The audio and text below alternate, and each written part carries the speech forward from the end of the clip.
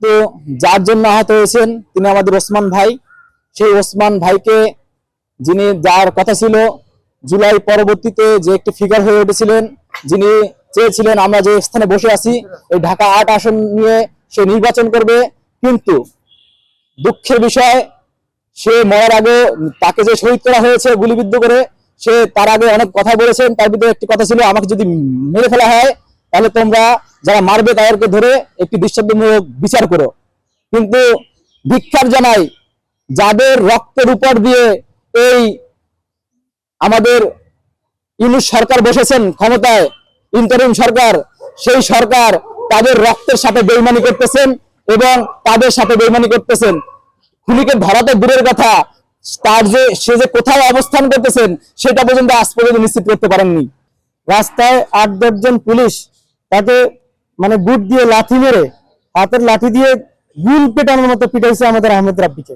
গ্রুপে দিচ্ছি, আমরা জাস্ট আপনাকে একটু দেখাই। এই যে দেখেন, দূরে থেকে দেখা যায় কিনা জানি না, ঠিক আছে, মানে এরকম মানে অর্থাৎ তার মানে ভিতরে হাড়গোড়ের অবস্থা। আমরা এক্সরের জন্য আমরা ব্যবস্থা গতকাল গিয়ে আমরা নেওয়ার ইয়ে করছি। তারপর হচ্ছে যে আমরা ওষুধ সব ইয়ে করে দিয়েছি। এই আপনারা দেখেন তাকে মানে ওনাকেও উনি বুলেটে আক্রান্ত হয়েছেন। আমাদের এই যে মাহবুব দেখতে পাচ্ছেন, মাহবুব তোমার পিঠটা দেখাও। তার ওই যে পিঠে মানে তার অবস্থা খুবই খারাপ করে ফেলেছে, যে দেখা যায় কিনা আপনারা দেখেন। তো এইরকম করে আপনি একটা জিনিস চিন্তা করেন যে জুলাইয়ের পর, জুলাইয়ের রাষ্ট্র কর্তৃক পরিচালিত কোনো পুলিশ বাহিনী এভাবে আক্রমণ করতে পারে, এটা কি আমরা কখনো কল্পনা করেছি? আমরা কল্পনা করি নাই। আমরা কালকের চিত্রটা দেখে আমাদের কাছে যেটা মনে হয়েছে, তারা বক্র সাপের মতো এভাবে রয়েছে, জাস্ট ওয়েটিং ফর সবল। হাবিবের স্ত্রী কেন যমুনার সামনে ফুটপাতে সারা রাত বসে থাকতে হবে বলেন তো? এটার উত্তরটা আমাদের কাছে জানা নাই। সেই হাবিবাই ওনার ওয়াইফ 10 বছর বয়সী তার ফিরনাস, এই দুজন তারা ওখানে অবস্থান নিয়েছে। ইনকিলাবের নেতা কর্মীদের কথা বাদই দিলাম, ডক্টর ইউনূস কি একবার তাদেরকে তার যমুনায় ডেকে পাঠাতে পারত না? কিন্তু তারা করলো না।